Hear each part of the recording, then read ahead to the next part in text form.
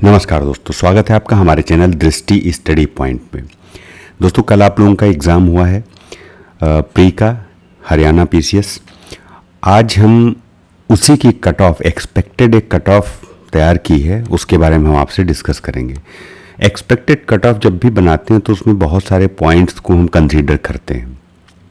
आइए देखते हैं क्या क्या पॉइंट्स कंसीडर किए हैं। उससे पहले आपको ये बता दूं कि इस बार जो चेंजेस थे पीसीएस में, हरियाणा पीसीएस में, उसमें एक तो लास्ट ई ऑप्शन और जोड़ा गया था और ई ऑप्शन पे टिक करना मैंडेटरी था। मतलब अगर A B C D E 5 option दिए हुए हैं, अगर आपको कोई आंसर आता है ए बी सी डी में से तो वो टिक करना है, और अगर आप अटेम्प्ट नहीं करना चाह रहे हैं तो ई ऑप्शन को टिक करना मैंडेटरी था। अगर आप इसको टिक नहीं करते हैं तो 0.25 डिडक्ट कर लिया जाएगा इन एनी केस।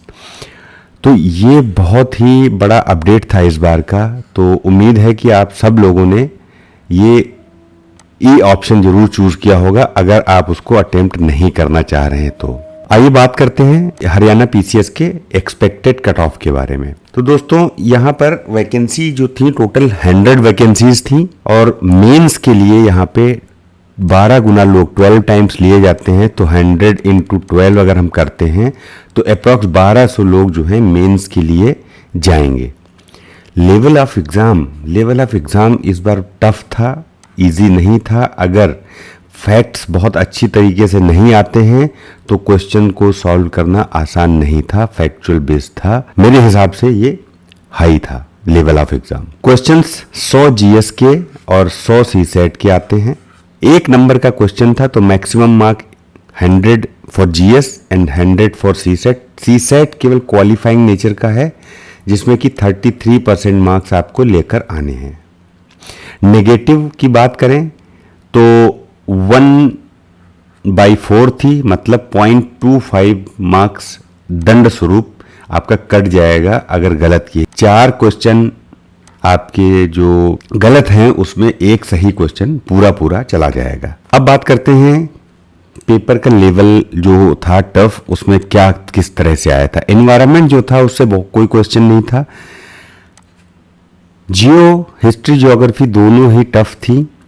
साइंस बहुत ज़्यादा नहीं था, एनसीईआरटी से आया था लेकिन फैक्चुअल होना चाहिए था, फैक्ट बेस्ड था पूरा। पॉलिटी इजी था बट पंचायती राज के जो क्वेश्चंस थे वो टफ थे। हरियाणा जीएस इजी था, और जो नेशनल के क्वेश्चंस पूछे गए थे ठीक ठाक क्वेश्चंस थे। और जो स्कीम्स थी 1-2 साल की, 1 साल के अंदर की 1-2 क्वेश्चंस थे उसमें, तो लेकिन उसको अगर ठीक से पढ़ा था तभी सॉल्व कर पाए होंगे। अब बात करते हैं कट ऑफ के बारे में। पेपर 1 के बेसिस पे कट ऑफ बनती है। 100 क्वेश्चंस थे उसमें, 100 मैक्सिमम मार्क्स थे। हर क्वेश्चन के लिए 1 मार्क था। अब इसमें बात करेंगे जो सॉल्व कितने परसेंट एवरेज कैंडिडेट जो है कितने परसेंट उसको सॉल्व कर पाए होंगे। तो ये मान के चलते हैं कि 80 से 85% जो है क्वेश्चंस सॉल्व किए गए होंगे। तो 100 में 85% अगर हम देखेंगे तो 85 क्वेश्चंस एक एवरेज है जो कैंडिडेट्स ने सॉल्व किए होंगे। गलत होने के चांसेस जब नेगेटिव मार्किंग होती है, तो जैसे हरियाणा पीसीएस में नेगेटिव मार्किंग है 1/4, इसी तरह यूपी पीसीएस में 0.33 की नेगेटिव मार्किंग होती है। और जो अभी कल एक और एग्ज़ाम हुआ है एमपी पीसीएस का, वहाँ नेगेटिव मार्किंग नहीं होती, तो वहाँ पे सॉल्व करने के चांसेस जो होते हैं वो 100% होते हैं, जहाँ नेगेटिव नहीं होता है। जहाँ नेगेटिव होता है वहाँ पे ये कम हो जाता है, 80-85% के आसपास सॉल्व करते हैं। इसी तरह से गलत जो होता है वो 20 से 25% गलत के चांसेस होते हैं, जो कि क्वेश्चन गलत हुए होंगे। तो 17 क्वेश्चन अप्रॉक्स हर कैंडिडेट ने गलत किए होंगे, जिसने 85% जिसने सॉल्व किया है। तो करेक्ट क्वेश्चंस इसमें निकल के आते हैं 68, मतलब 85 - 17, तो 68 ये जो करेक्ट जो बने आपके वो आए। अब इसमें से दंड स्वरूप 1/4 मतलब 0.25 कट जाएगा, तो 4.25 अप्रॉक्स यहाँ से ये क्वेश्चन जो गलत हैं ये माइनस कर दिए जाएंगे तो आपका टोटल आया 63.75। तो 63 अप्रॉक्स हम मान लेते हैं इसको कि 63 क्वेश्चंस अगर आप सही करके आए होंगे काट पीट करने के बाद, तो जनरल कैट का 63 के आसपास रहेगा और एक नंबर का क्वेश्चन है तो मल्टीप्लाई करके भी 63 ही आएगा। अब इसमें हम बात करते हैं कि एक अजम्पशन क्या लेके चलना है, तो अजम्पशन +-2 का लेके चलना है।